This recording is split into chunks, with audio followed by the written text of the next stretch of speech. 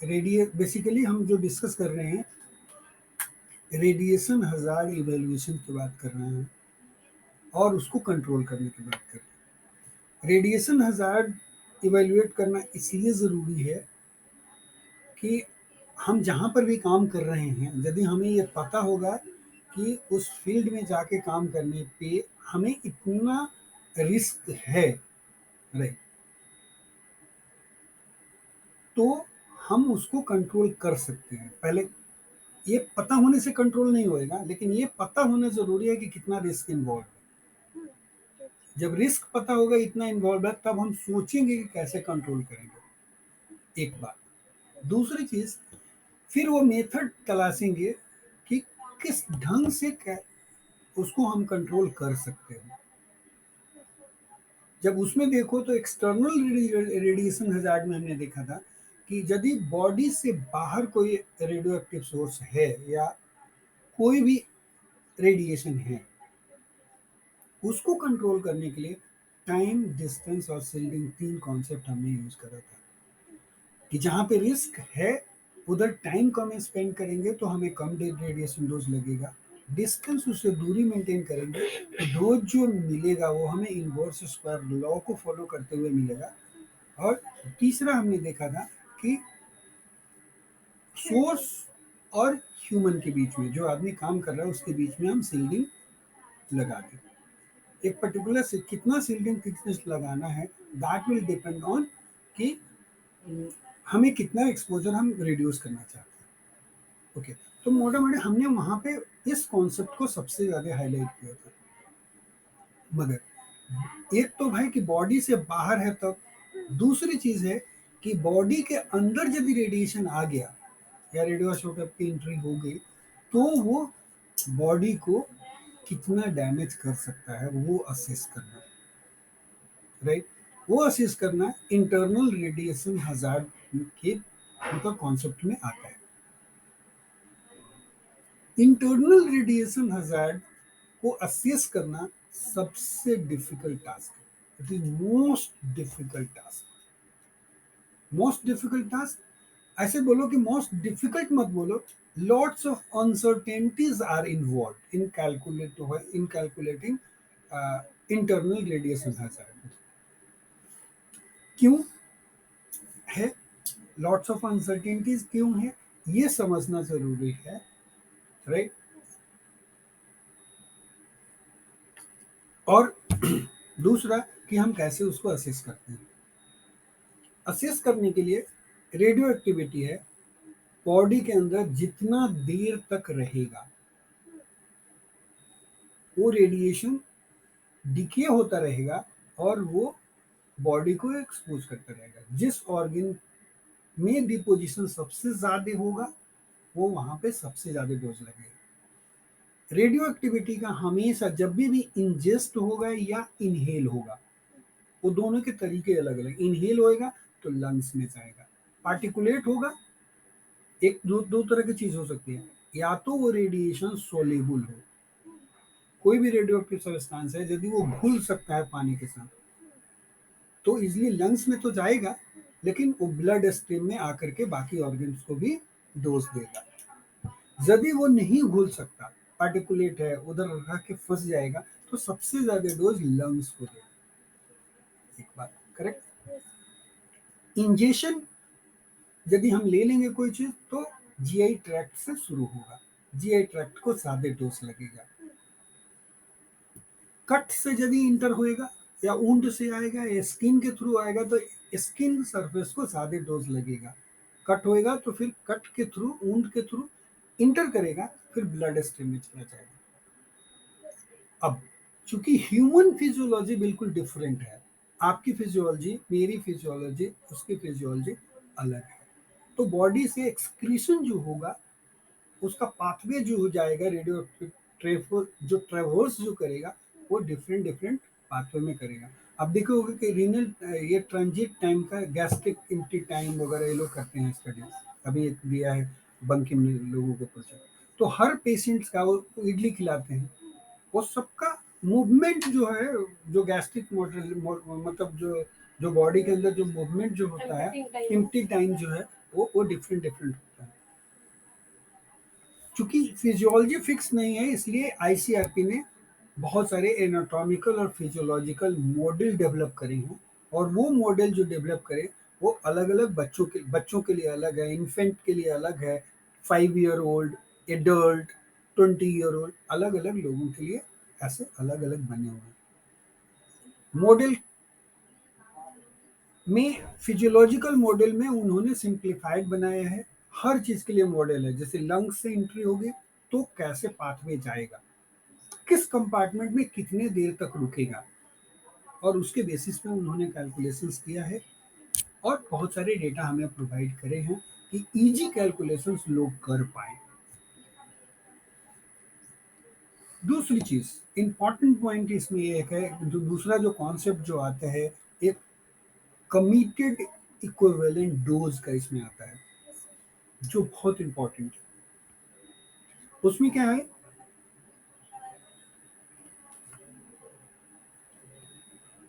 जब भी आप इंजेस्ट करोगे या इंट्रावेनसली यदि पेशेंट को जो इंजेक्शन दे रहे हो, तो रेडियो एक्टिविटी जो होगी वो पहले उसका अपटेक होगा,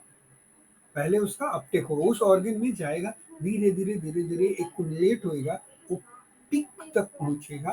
पिक के बाद जब पहुंच मैक्सिमम अपटेक हो गया, उसके बाद रेडियो एक्टिविटी डिके करना शुरू करेगी, तो उसका हमेशा कर्व जो है ऐसे जाएगा, फिर पिक बायोलॉजिकल इफेक्टिव इल्यूमिनेशन होगा, बायोलॉजिकल प्लस फिजिकल। जो डीके जो होगा वो बायोलॉजिकल और फिजिकल का कंबाइंड इफेक्ट होता है, और टी इफेक्टिव कैलकुलेट होता है, T biological into T physical divided by T biological plus T physical. और जो जो इफेक्टिव हाफ लाइफ जो होगा वो हमेशा जो लोएस्ट होगा, जो कम होगा, जिसका भी वैल्यू उसी के आसपास से होके गुजरेगा, उधर की तरफ ही शिफ्ट करता है। ओके, सो ये मोटा मोटी इंपॉर्टेंट कॉन्सेप्ट था। और कमिटेड क्यों होता है, क्योंकि वो धीरे धीरे करेगा, अपटेक करेगा, उसका एक अलग मैकेनिज्म है, और जब तक वो बॉडी से पूरा का पूरा वो निकल नहीं जाएगा तब तक वो इरेडिएट करता रहेगा। हाफ लाइफ, बहुत सारे रेडियो आइसोटोप होते हैं जो लॉन्ग लिव्ड होते हैं, और बहुत सारे ऐसे होते हैं जो बॉडी में भी उनका बायोलॉजिकल हाफ लाइफ भी लंबा है। समझ गए? तो ऐसे रेडियो न्यूक्लियाइड की यदि एंट्री होती है बॉडी में, तो कैलकुलेट कैसे करते हैं उसको, कैलकुलेट करने के लिए लेते हैं कि लाइफ स्पैन जो है वो आदमी का 50 ईयर्स तक है, वर्कर के लिए 50 ईयर्स लेते हैं मैक्सिमम, या 70 year of age, whichever is earlier, दोनों में से कोई भी हो जाए, या तो 70 साल तक का कैलकुलेशन होगा, या नहीं तो अप टू 50, टोटल 50 साल। जैसे मान लो तुमने काम करना शुरू किया, और जनरली एग्जामिनर एक क्वेश्चन पूछता है 50 साल ही क्यों, तो जनरली वही बताना है कि 20 साल के आसपास में ही आदमी जॉब करना शुरू करता है, और 70 के आसपास तो रिटायर ही होता है, उससे ज़्यादा वैसे भी नहीं है। तो 50 साल का जो वो है, उतना कैलकुलेशन सफिशियंट है। इवन जो डोज रिकॉर्ड भी जो आता है ना, वो 50 साल तक प्रिजर्व रखना पड़ता है, वो रखना पड़ता है उसका, इसी कारण से कि बीच में कभी भी कोई प्रॉब्लम हुआ तो वो डोज को रिट्रीव किया जा सके। ये दो क्वेश्चन था। ओके, अनसर्टेनिटी क्यों होती है? कंटामिनेशंस कंट्रोल करने में सबसे ज्यादा इंपॉर्टेंट चीज है, रेडिएशन हजार्ड को यदि कंट्रोल करना है तो कंटामिनेशन को प्रिवेंट करना है। कंटामिनेशन को असेस करना अगेन उसमें अनसर्टेनिटी बहुत ज्यादा है। कैसे अनसर्टेनिटी क्यों ज्यादा है? क्योंकि यदि मान लो कि तुम उसको कैसे मेजर कर सकते हो, या तो तुम डायरेक्ट सर्वे मीटर लो, उसके सरफेस पे लेकर के जाओ, उसको रीड करने की कोशिश करो, तो बैकग्राउंड रेडिएशन बाहर से आएगा। वो पूरा का पूरा यदि उस मॉनिटर में कवर नहीं हो रहा है एक्टिव एरिया, तभी भी एक्यूरेट वैल्यूज नहीं आएगा। तो जब कंटामिनेट कितना एक्टिविटी ही हम यदि एक्यूरेटली एस्टिमेट नहीं कर पा रहे हैं, तो हम डोज क्या कैलकुलेट करेंगे? दूसरा याद रखिएगा, उसकी सेंसिटिविटी कितनी है, उसकी इफिशियंसी कितनी है, वो भी जानना, और एक्यूरेटली मेजर करना, वो भी चैलेंजिंग टास्क है। यदि मान लो आप स्वैब ले रहे हो तो वेट लोगे, नहीं तो ड्राई लोगे। ड्राई लोगे तो ड्राई का अपना प्रॉब्लम है और वेट का अपना प्रॉब्लम है।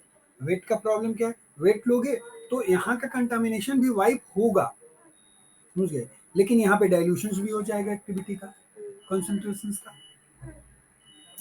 जब आप ड्राई लोगे तो सारी की सारी एक्टिविटी उठ के आएगी नहीं। उसमें रह जाएगा। उसके बाद उसका लेकर के यदि तुम वेल काउंटर में भी काउंट करते हो तो वेल काउंटर का कैलिब्रेशन, उसकी इफिशिएंसी कितनी है, वो भी यदि आपके एक्यूरेटली मेजर नहीं है तो वो भी सही नहीं आएगा। सो इम्पॉर्टेंट पॉइंट क्या होता है यहाँ पे कि चूंकि अनसर्टेनिटी बहुत ज्यादा इन्वॉल्व है, तो फर्स्ट प्रिंसिपल यही होगा कि पहले कंटामिनेशन को कंट्रोल किया जाए। पहला क्वेश्चन ये होता है कि कंटामिनेशन तो हो ही नहीं फर्स्ट, यदि हो भी गया तो इमीडिएट उसको अटेंशन देना है, उसको क्लीन करना है। Okay, this should be the first important point. Activity का कंटेनमेंट होना जरूरी है। कंटेनमेंट का मतलब जैसे मान लो कि आपने उसको अनअटेंडेड ओपन नहीं छोड़ना है, जैसे एक्टिविटी ली पुश करके यहाँ पे एक ड्रॉप गिरा दिया, no, this is not the good way. उसको हमेशा एक सील्ड वे में रखना है। तो या तो आप वायल में रखो, वायल में रख रहे हो तो एक लेवल का कंटेनमेंट हुआ, सिर्फ की वायल के अंदर है। यदि वायल को आप ट्रे पे रख रहे हो, ट्रे के अंदर, तो ये दूसरा लेवल का कंटेनमेंट हो गया। क्यों? क्योंकि यदि स्पिल हो गिरेगा भी तो इधर की तरफ रुक सकता है। तीसरा, यदि उसको फ्यूम हुड में रख रहे हो तो थर्ड लेवल ऑफ कंटेनमेंट हुआ, जो होगा उधर ही फिक्स रहेगा। यदि कुछ वेपर में तो वो उधर से निकल जाएगा, नेगेटिव प्रेशर होता है उसको सक करेगा, बाहर निकाल देगा। फोर्थ, उसमें जो लेड ब्रिक्स लगाते हो फ्यूम मोड के सामने, तो फोर्थ लेवल का कंटामिनेशन मतलब कंटेनमेंट हो जाएगा, फोर्थ लेवल का। तो इस तरह से रेडियो एक्टिविटी को कंटेन करना होता है। तो अभी तक हमने ब्रीफ कर दिया जितनी चीजें कल हमने डिस्कस करी थी, may be like discussing more examples, discussing in detail, लेकिन मोटे मोटे सारे पॉइंट्स यही थे। So now we'll move to the other measure of controlling things. So we are just moving for control of contamination hazard. Basically हमारा contamination hazard को ही control करना बहुत ज्यादा जरूरी है। Okay, good. So protective clothing, protective clothing requirements in a contaminated area depends on the nature and amount of the contamination. In supervised area where there is low potential for surface contamination, a, coat, a cotton cover all or an ordinary laboratory coat with overshoes and gloves will often be sufficient. क्या बोल रहे हैं? देखो, हमने ना area को भी classify किया था कि एक तो अनडिजिग्नेटेड होगा जहाँ पे बिल्कुल चांसेस नहीं है कि कोई रेडियो एक्टिविटी का कोई कंटामिनेशन हो। सुपरवाइज्ड एरिया है कि जहाँ पे होने के चांसेस हैं, राइट। तो मान लो कि सुपरवाइज एरिया में यदि आप काम कर रहे हो लेकिन बहुत ज्यादा मतलब सीवियर कंटामिनेशन नहीं है, कंट्रोल वाला में उतर जाएगा दूसरे वाले। यहाँ पे बोल रहे हैं कि ये प्रोटेक्टिव क्लॉथिंग जो है कंटामिनेशन को कंट्रोल करने के, जैसे लैबोरेटरी कोट, जैसे जो तुम लोग कभी जो पहने हुए हो, इसको यूज कर सकते हैं कि यदि मान लो कंटामिनेशन हुआ भी तो एटलीस्ट इसको उठा करके आप रख सकते हो। ओके, ओवर शूज, ग्लोव्स, ये बोल रहे हैं पहने, ग्लोव्स पहनना है, ओवर शूज होते हैं आप डालिए, राइट। अब याद रखना एक चीज यहाँ पे, ग्लोव्स पहनने, स्पेशली जब आपकी रेडियो फार्मेसी में पोस्टिंग होगी तो डबल ग्लोव्स यूज करना है, सिंगल नहीं करना है, डबल तो लगाना ही लगाना है। क्योंकि एक तो एक्टिविटी जो होती है वो वहाँ पे बहुत ज़्यादा हैंडल होती है। फर्स्ट डे तो क्यूरीज में होती है, 2 क्यूरीज तक जाती है, आता है तो जनरेटर नया आता है तो यदि 1 क्यूरी का जनरेटर है तो ज़्यादा आती है एक्टिविटी।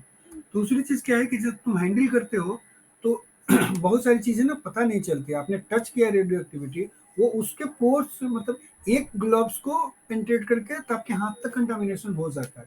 तो एक यदि हो भी गया, डाउट हुआ कि थोड़ा भी डाउट हो रहा है, आप इमीडिएट उतार दो। ये मत देखो कि इसका क्या खर्चा आ रहा है ग्लव्स का या कुछ भी, तो just immediately should remove it out. But wear both, दो ग्लव्स कम से कम पेयर करना चाहिए। ओके, आयोडीन में करते होगे ना?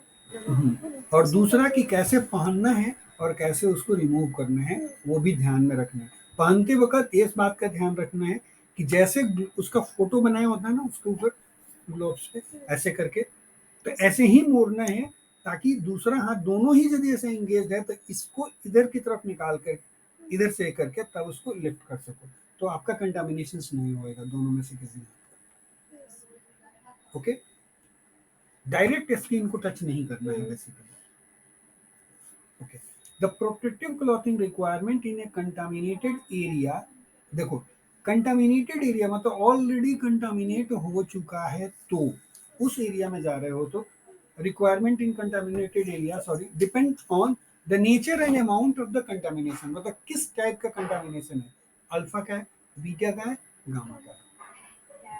ओके, किस टाइप का कंटामिनेशन है उसके ऊपर डिपेंड करता है, और कितना लेवल, कितना स्पिलेज है, कितना कंटामिनेट हुआ। In supervised area where there is a low potential for, ये तो वही रिपीट हो रहा है सर लगता है, हाँ ठीक है कोई बात नहीं। लो पोटेंशियल फॉर सरफेस कंटामिनेशन, वही लेबोरेटरी कोट ग्लोव्स जो है वो उसी का हमें जरूरत है basically. Low level of contamination है तो ये तीन चीज से हमारा काम चल जाएगा। In controlled areas, the standard of protective clothing and equipment will entirely depend on the level of radiological hazard.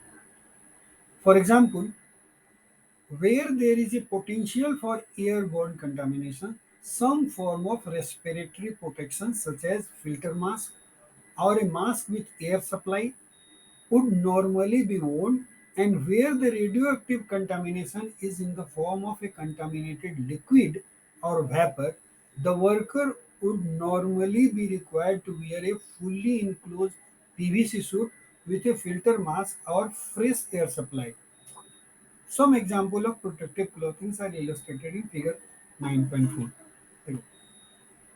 एक चीज तो याद रखना है कि जो भी चीज हमने यहाँ पे उठाया है और जो भी डिस्कस करने के लिए मेरे दिमाग में एक चीज जरूर बैठी हुई है शुरू से, रेडिएशन प्रोटेक्शन से रिलेटेड यदि कोई भी अटैक होता है बाहर से, आजकल सीवीआरएन ना मतलब जो केमिकल और बायोलॉजिकल हजार्ड रेडिएशन थ्रेट्स ना वो हर जगह पे है, और यदि ऐसा होता है तो सबसे ज्यादा यदि कोई मदद कर सकता है तो न्यूक्लियर मेडिसिन वाले मदद कर सकते हैं लोगों को उस डिजास्टर्स में क्या बताना है, क्या समझाना है, इस केस में क्या करना चाहिए, क्योंकि हम लोग ही एक्सटर्नल और इंटरनल दोनों ही सोर्सेस हैंडल करते हैं और दोनों के बारे में हमें पता है, बाकी को उतना नहीं पता है। रेडियोलॉजी वाले को एक्सटर्नल का तो पता है, रेडियोथेरेपी वाले को भी पता है, लेकिन इंटरनल के बारे में सबसे ज्यादा जानकारी हमें ही है क्योंकि हम ही अनसिल्ड चीजें हैंडल करते हैं। तो हमें ना मोटा मोटी थोड़ा इन डेप्थ नॉलेज होना चाहिए चीज़ों का कि किस सिचुएशंस में क्या करना होता है और क्या नहीं करना होता है। गवर्नमेंट को सलाह देना है, चाहे कहीं भी करना है, कोई भी काम करना है, यदि पूछा भी जाएगा अपने, हमें इसलिए भी प्रिपेयर रहना चाहिए कि जब भी मौका है, जैसे मान लो कि AERB के पास आती है टीम तो AERB सीधे लोगों को डिजिग्नेट करेगी, भाई तुम एरिया अपने एरिया का वहां देख लो, तुमको पता है ना, तो जस्ट गो, ये मैनुअल भेज देगी, कोई चीजें आपको भेज देगी, उनके लिए वो भेजना इजी है, और उस समय पे सबको मदद करना होता है। जो जो चीजें सप्लाई में है, तो ये बात जानना कि किस टाइप का डिजास्टर हुआ, किस टाइप के रेडियो आइसोटोप का फॉल आउट है, क्या हुआ है, वो जान करके उस समय पे क्या चाहिए, यदि है आपके पास अवेलेबल तो ये सारी चीजें यूज करनी है। बोल रहे वही कंट्रोल्ड एरिया में कंटामिनेशन हजार्ड बहुत ज्यादा है, तभी कंट्रोल्ड एरिया हम यूज कर रहे हैं उस बात को। तो उस केस में बोल रहे हैं कि यदि एयरबोर्न कंटामिनेशन है तो रेस्पिरेशन के टाइम पे फिल्टर मास्क चाहिए, राइट। दूसरा उसमें बोल रहे हैं कि would normally be worn and radioactive is in the form of liquid और वेपर है, worker should normally required to wear a fully enclose PVC suit, मतलब बेसिकली उसमें क्या होता है कि पीवीसी सूट यही है इस टाइप का, जो भी कोविड में पहनते थे। हाँ कोविड में उसमें पहनते थे और यहाँ पे फिल्टर मास्क भी लगा रहता है ना वो सारी चीजें। ओके, तो ये सारी चीजें उस continued Whatever the standard of protective clothing, the change area and barrier arrangement must be efficient at containing contamination and should have the following facilities. मतलब क्या बोल रहा है, दो चीज बोल रहा है। आप कोई भी प्रोटेक्टिव क्लॉथिंग यूज करो, change area and barrier arrangement, मतलब एक बैरियर होना चाहिए कि इसके अंदर यदि आपको आना है तो ये चीजें आपको फॉलो करनी है। बिना शू कवर के लगाए आप इसके अंदर नहीं घूम सकते, नहीं घुस सकते। इधर से आप बाहर भी यदि जाएंगे तो शू कवर यहीं पे चेंज करना है आपको। यदि चेंज एरिया मतलब वहां पे जहाँ पे आपको प्रोटेक्टिव क्लॉथिंग पहनना है, जो भी करने हैं वो, और बैरियर यही वाली बात कि इसके आगे आपको जाना है नहीं जाना, वो सेपरेशन बिल्कुल क्लियर होना चाहिए। क्यों होना चाहिए? क्योंकि तभी जाकर के कंटामिनेशन जो है वो कॉन्टेन रह सकता है। जैसे मान लो कि मैं आया यहाँ पे, इस रूम में कंटामिनेशन है, आया, शू कवर पहना भी हूँ और फिर पहन के बाहर भी निकल गया, तो वो शू कवर के थ्रू पूरा मैं फैसिलिटी जो है कंटामिनेट करने वाला हूँ, वो वहीं पे शू कवर रिमूव हो जाना चाहिए। हुँ? तो क्या क्या फैसिलिटी होनी चाहिए? हैंड वॉश बेसिन होना चाहिए एंड पॉसिबली ये शावर भी होना चाहिए, and monitoring instrument, hand and cloth monitoring, ये सारी चीज होना चाहिए। देखो ये सारी चीजें हम क्यों पढ़ाते हैं, हमारे पास टू बी वेरी फ्रैंक नहीं फैसिलिटी है तभी भी। हम इसलिए भी, हम चाहते तो इसको स्क्रब कर सकते थे, इसको हटा सकते थे, लेकिन मैं इसलिए बताता हूँ क्योंकि यदि आपको किसी को भी मौका मिलता है कल होकर के, तो उसको पता होगा तभी वो चीज़ें खरीदेगा, उन चीज़ों को इम्प्लीमेंट करने की कोशिश करेगा। बहुत बार कहीं भी तुम जॉब करने जाओगे, कन्फ्लिक्टिंग सर्कमस्टांसेस होते ही होते हैं। आप चाहोगे कुछ करना, दूसरा आदमी चाहेगा नहीं है ना काम हो पाए, ये सब चीज़ चलता रहता है, राइट? लेकिन पता होगा तो आप यूज़ कर सकते हो। जैसे मान लो कि हम लोगों के यहाँ है, शावर भी है, तो हम लोग वहाँ पे फैकल्टी के लिए बना रखा है, वो कंटेमिनेशन रूम है, सारी फैसिलिटी है। अच्छा, वो ऑफिस में उधर से। मतलब मैं क्या बता रहा हूँ, मे भी ठीक है हमारे पास स्पेस की कमी है, वो एक दूसरा इशू है, but if we just want to create the facility it is easy ना। ऐसा नहीं है कि वो चीजें नहीं करी जा सकती। Okay, suitable stowaways on the non-active side of the barrier for workers personal clothing, मतलब उसको यदि टांगना है, रखना है, तो वो वहां पे रख सकता है। Conveniently placed protective clothing ready for use, मतलब ऐसा भी होना चाहिए कि हाँ, जो रेडी टू यूज के लिए जो भी क्लॉथिंग जो है वो रेडी मतलब रहना चाहिए आपके पास, एक्स्ट्रा हो, ताकि उसको यूज कर सके। Container for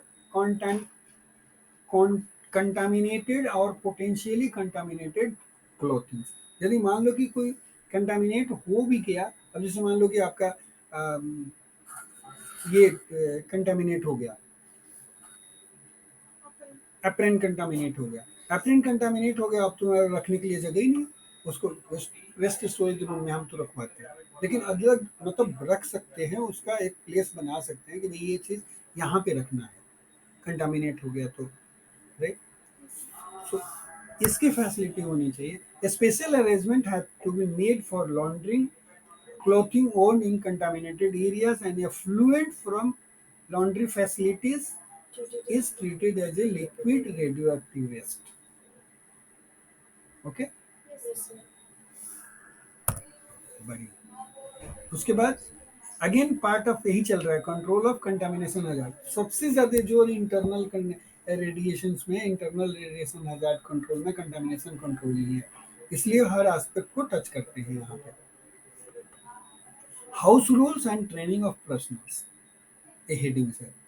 The control of contamination depends on everyone who enters a classified contamination area, and so all personnel who work in such areas should be given initial and subsequent periodic training in the hazards involved in and in the house rules। मतलब एक तो जो लोग भी इसमें काम करेंगे और इस एरिया में इंटर करने वाले हैं, कंटामिनेशन हजार्ड से रिलेटेड डील करने वाले हैं, उनको पीरियोडिक ट्रेनिंग हमें प्रोवाइड करनी है। इट्स वेरी इंपॉर्टेंट कि रेडिएशन सेफ्टी की ट्रेनिंग हो या ना हो, फ्रिक्वेंट तो होनी ही चाहिए, रिपीटेशन होना चाहिए, बिल्कुल सीएमई की तरह होना चाहिए, क्योंकि आदमी फिर भूल जाता है। रिपीटेड जब भी बात होती है तो फिर भी उसको याद रख पाता है। Some typical house rules for controlled and restricted areas are as follows. क्या? No eating, drinking or smoking. Why?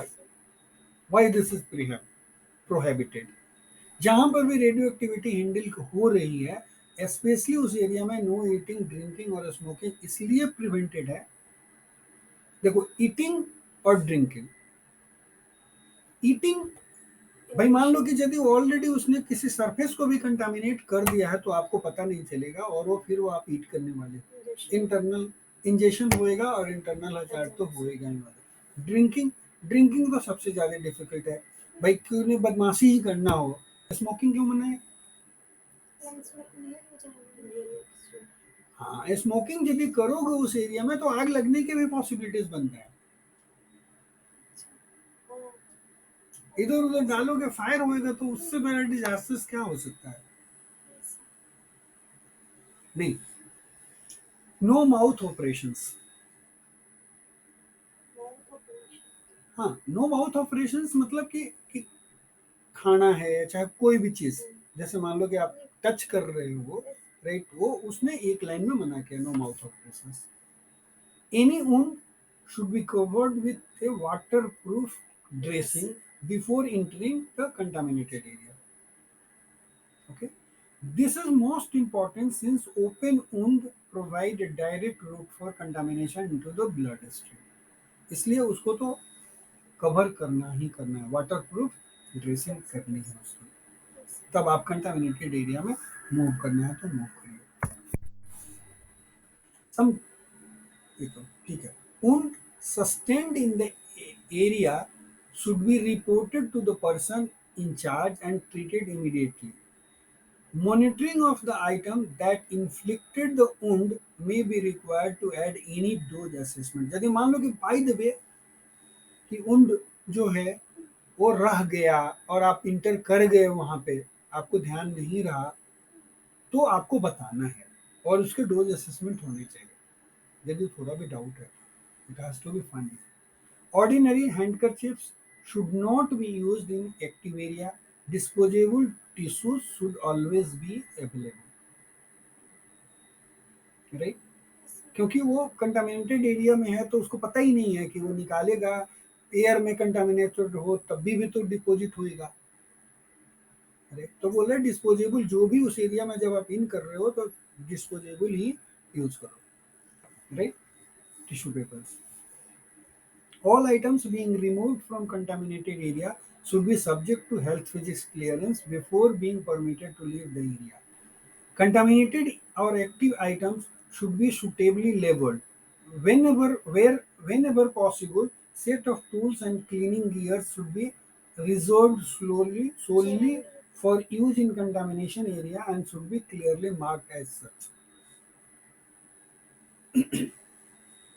एक और इम्पोर्टेंट चीज, देखो जो भी कोई पढ़ाएगा ना या बुक भी लिखेगा, बहुत सारी बातें लिखेगा, लिखने का सिर्फ एक ही पर्पस है, क्योंकि कोई गाइडलाइंस नेशनल रेगुलेटरी अथॉरिटी भी नहीं देती है और फोर्स नहीं करती कि आप ये करिए। वो हमसे जरूर लिख करके मांगती है कि आपका क्या प्लान है, आपने क्या क्या व्यवस्था करी है ये बताइए।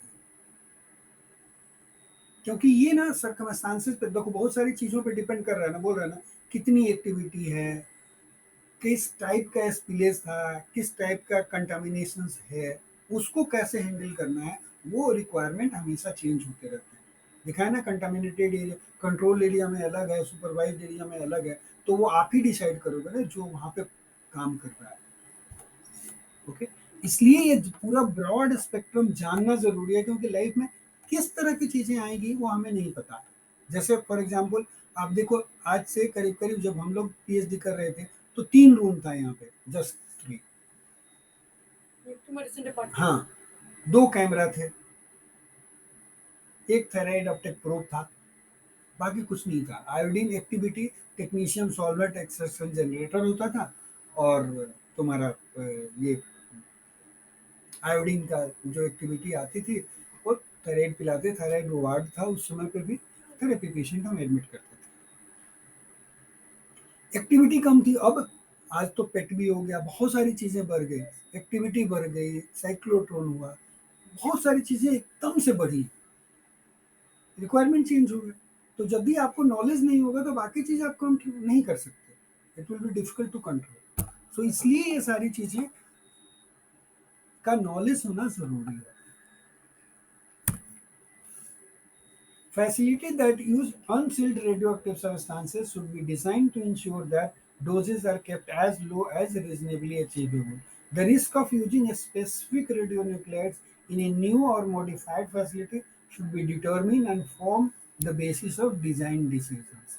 मतलब ये क्या बोल रहे हैं कि पहले तो ये बात बोल रहे हैं कि जहां पर भी अनसील्ड सोर्सेज यूज हो रहे हैं, जैसे न्यूक्लियर मेडिसिन में सबसे ज्यादा अनसील्ड सोर्सेज ही यूज होते हैं, तो वो बोल रहा है कि उस केस में हमें क्या क्या है, एलआरआ प्रिंसिपल का यूज करना है, as low as reasonably achievable, dose को ऐसा मेंटेन करना है। और risk of using specific radionuclide, कौन सा रेडियो न्यूक्लाइड आप यूज कर रहे हो, वो रेडियो न्यूक्लाइड का यूज जो है न्यू और in modified facility should be determined, right.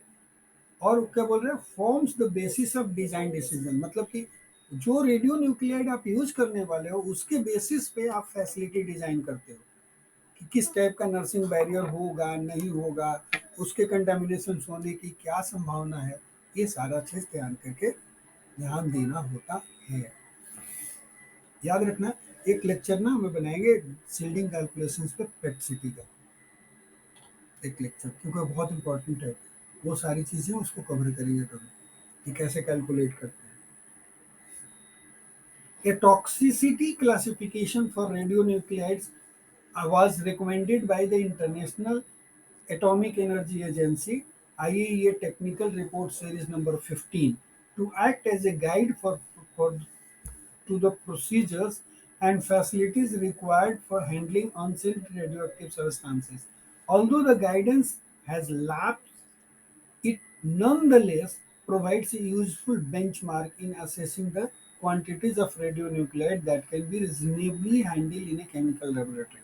मतलब ये बोल रहे हैं कि आईएईए का जो एक टेक्निकल डॉक्यूमेंट है, रिपोर्ट सीरीज नंबर 15, इसके बारे में वो रेडियो न्यूक्लियाइड्स के बारे में, रेडियो न्यूक्लियाइड्स का क्लासिफिकेशन दिया गया है कि वो कितना, कौन, बेस्ड ऑन इट्स टॉक्सिसिटी पे वो गाइड आप यूज कर सकते हो। ऑल्दो ये बोल रहा है कि बहुत सारे लैप्सेस हैं उसमें, लेकिन फिर भी एक अच्छा गाइडलाइन है, उसको पढ़ के आप समझ सकते हो और उसको यूज कर सकते हो। Okay,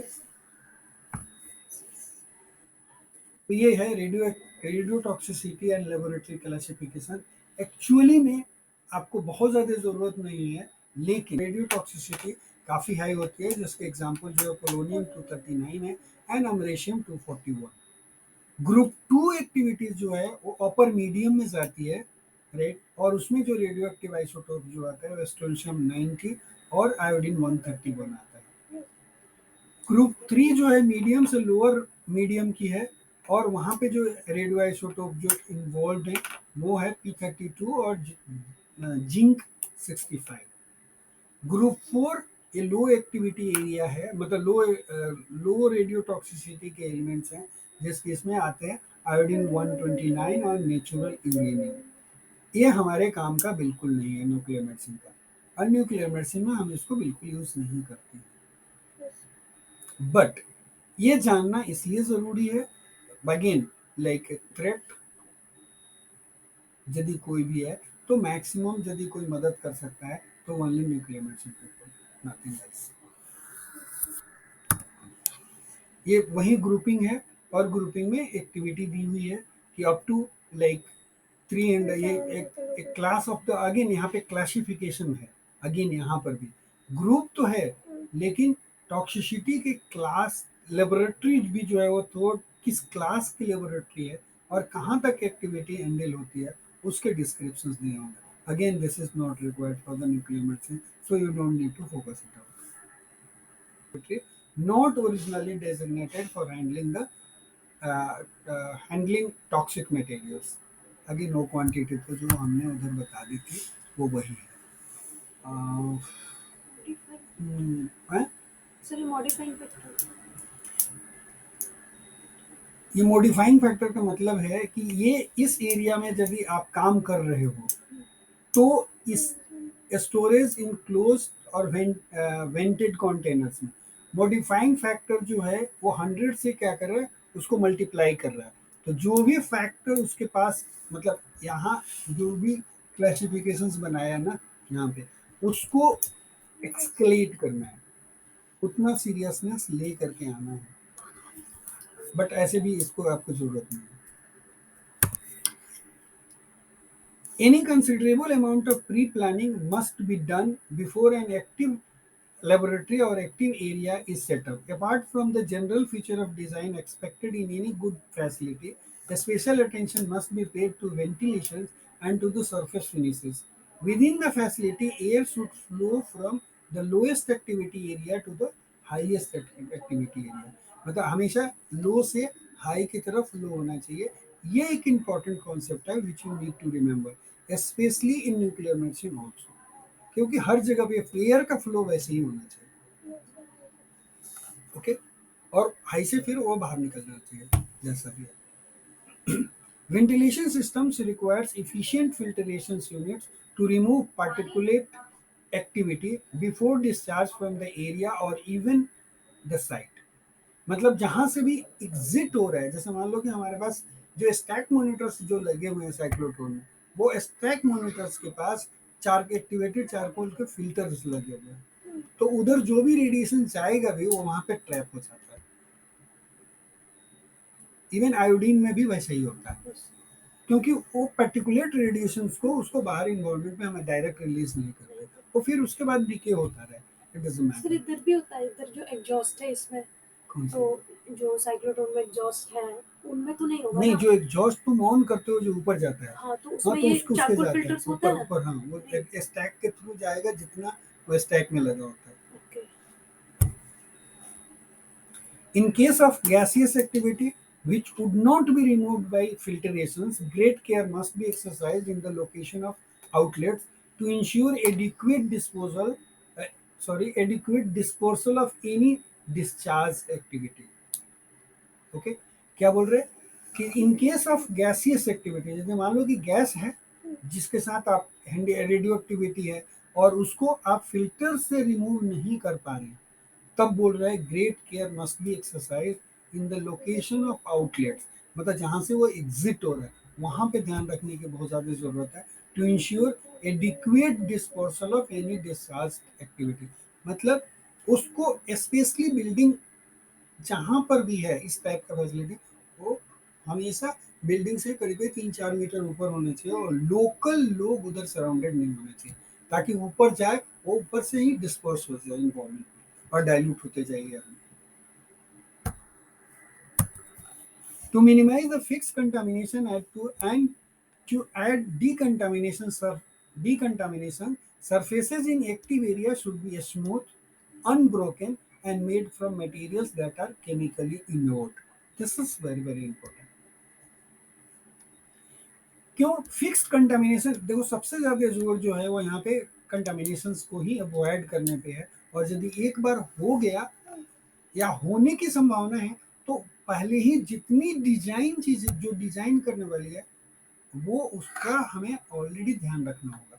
there is no other way to just minimise the contamination. तो बोल रहे to minimise the fix contamination and to add decontamination, यदि मान लो उसको डीकंटामिनेशन करना है तो सरफेस क्या होना चाहिए? Surfaces in the active area should be smooth, unbroken, smooth होना चाहिए, बीच में टूटा और कट फट नहीं होना चाहिए, smooth, right, smooth and made from the material that are chemically inured. नहीं तो क्या हो उसके साथ तो केमिकल रिएक्शंस होएगा, केमिकल रिएक्शंस होएगा तो एक दूसरा हजार्ड हमें हैंडल करना पड़ेगा। नॉन एब्जॉर्बेंट, उसको एब्जॉर्ब नहीं करना चाहिए, एंड वाटर रिपेलेंट, क्योंकि वाटर रिपेलेंट होगा तभी तो एब्जॉर्ब नहीं करेगा वैसे भी, right? Consideration must also be given to possible decontamination problems that might arise, and so material must be chosen which are either easily decontaminated or which can be conveniently removed or replaced. तो हमें क्या करना पड़ेगा? Consideration must also be given to possible decontamination problems. मतलब decontaminate करते वक्त क्या क्या प्रॉब्लम्स आ सकते हैं, क्या क्या चीजें हो सकती हैं, उसका भी ध्यान रखने के लिए आपको ऐसा मटेरियल चूज करना है जो इजीली डिकंटामिनेट हो सके और कैन बी कन्वीनियंटली रिमूव, उसको आराम से हटा सकें और फिर रिप्लेस कर सकें. Walls, floors and ceilings. The basic requirement is that the walls, floors and ceilings should have a good clean finish and be free from gaps or cracks in which contamination could accumulate. Naturally यदि मान लो कि अच्छा finishing नहीं होगा, बीच में crack होगा या cut होगा, जो भी होगा, तो उधर कंटामिनेशन जो है वो एक्यूमुलेट हो सकता है. तो ऐसी चीजें नहीं होनी चाहिए. From point of view of cleanness and ease of cleaning, it is desirable to have coving at all angles of the walls, ceilings and walls and floor and walls. मतलब बेसिकली उसको क्या बोलोगे? जैसे मान लो कि सरफेस कोई भी contaminate हुआ ना, नहीं, तो ये क्लीन करने का इस टाइप की यदि फैसिलिटी होगी तो इधर फंसने वाला है. राउंडेड होना चाहिए ना हाँ, सर, इस तरह से. हाँ, करेक्ट. सारे एंगल्स कवर होने चाहिए. Plastered walls and ceilings can be made non-porous and smooth by application of acrylic or oil-based paint. Right? बढ़िया. The most satisfactory floor covering consists of sheets PVC, which is stuck down with all joints welded. Such a floor covering should have an integral covered skirting, and an alternative covering consists of sheet linoleum, which is made water repellent by applying a hard wax followed by a soluble wax. In case of sheet linoleum, a separate pre-formed covered skirting has to be used and the joints has to be cold welded.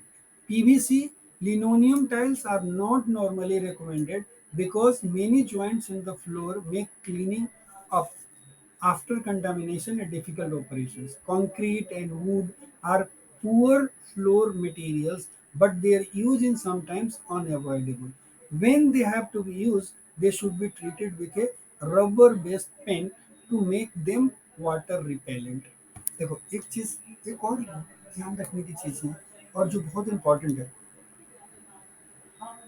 जब तुम यहाँ से pass out होकर के जाओगे उस समय पे जहां पर भी काम करना होगा ना, वो वहाँ पे मैनेजमेंट आपसे पूछेगा. इंजीनियर्स जो आते हैं, जो काम करने, रूम का डिजाइन करने कि आपको कैसा सरफेस चाहिए, क्या नहीं चाहिए, उनको जानकारी नहीं होती है. डिपार्टमेंट के बाकी लोगों को उतनी जानकारी नहीं होती है, and they expect that you must be knowing कि कैसा सरफेस चाहिए, क्या नहीं चाहिए. इसलिए ये नॉलेज बहुत इंपॉर्टेंट है कि किस टाइप का मटेरियल चाहिए, कैसे सरफेस चाहिए, किस टाइप के वाल्स चाहिए. ये सारी चीज़ों की जानकारी ज़रूरी है and you must invest that.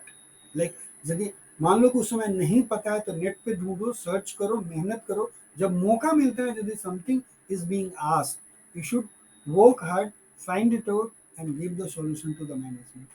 क्योंकि वो